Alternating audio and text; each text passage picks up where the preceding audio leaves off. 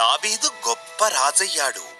తరువాత అతని కుమారుడు సొలొమోను పరిపాలించాడు. సొలొమోను మరణించిన తరువాత దేవుని ప్రజలను చాలా మంది చెడ్డ రాజులు పరిపాలించారు. వారిలో రాజైన ఆహాబు చాలా చెడ్డవాడు.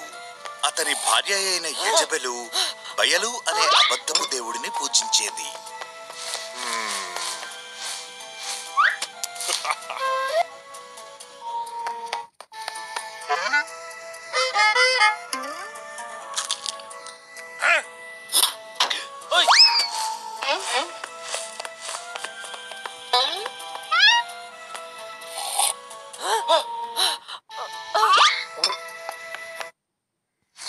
యెజబెలు తనతో ఆహాబు మరియు దేవుని ప్రజలు కూడా బయలును పూజించేలా ప్రయత్నించింది.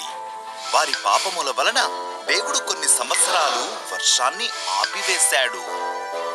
తరువాత తన ప్రవక్త అయిన ఏలియాను రాజైన ఆహాబు దగ్గరికి పంపించాడు.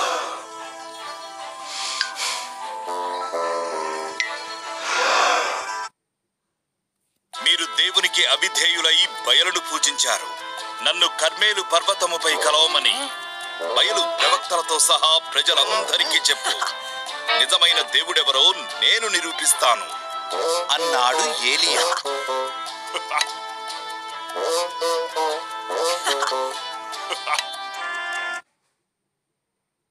అందరూ ఆ పర్వతము మీదికి చేరుకున్నారు. అప్పుడు ఏలియా ఇలా అన్నాడు, నేడే నిర్ణయించుకోండి. యెహోవా నిజమైన దేవుడైతే ఆయనను వెంబడించండి. ఒకవేళ బయలు తనను తాను నిరూపించుకుంటే బయలునే వెంబడించండి.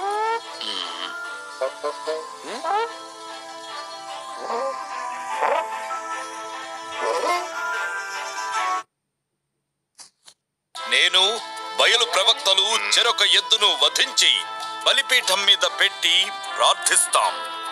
ఏ దేవుడైతే ఆ ఎద్దును కాల్చడానికి పైనుండి అగ్నిని పంపిస్తాడో ఆయనే నిజమైన దేవుడు.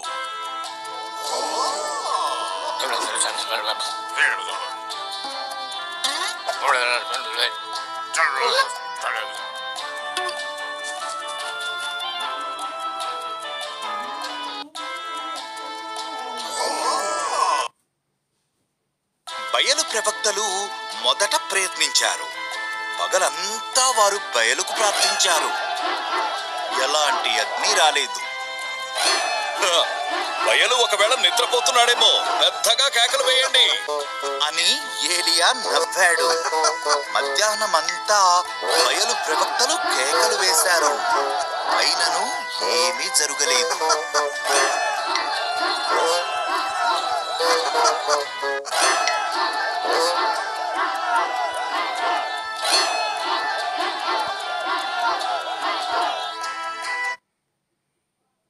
ఏలియా ఒక బలిపీఠం కట్టాడు.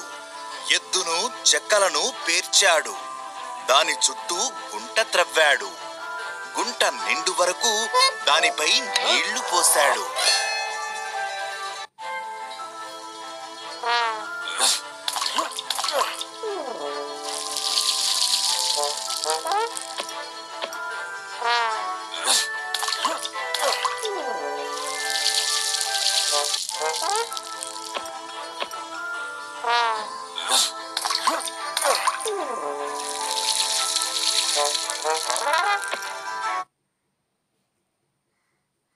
ఏలియా ప్రార్థించాడు. వెంటనే ఆకాశము నుండి అగ్ని దిగి వచ్చింది. అది ఆ ఎద్దును, చెక్కలను, రాళ్లను మరియు నీటిని కాల్చివేసింది. ప్రజలు యెహోవాయే దేవుడు అని కేకలు వేసి మ్రొక్కారు.